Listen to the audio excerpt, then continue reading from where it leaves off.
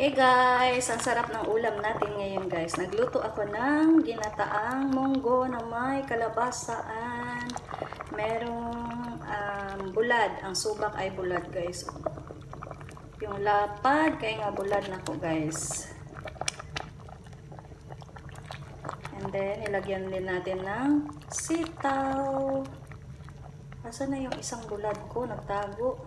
Ayan, guys, sarap ng ulam natin. So, tikman natin guys ang aking ginataang munggo. Pinakalambot ko na lang yung gulay guys, no? Naparami yata yung luto ko ngayon.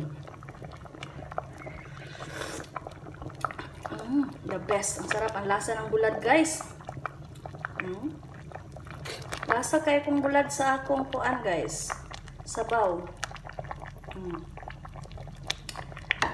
So, happy na tayo magkain guys. Kaya maluluto na yan. I-off na natin. Maya-maya.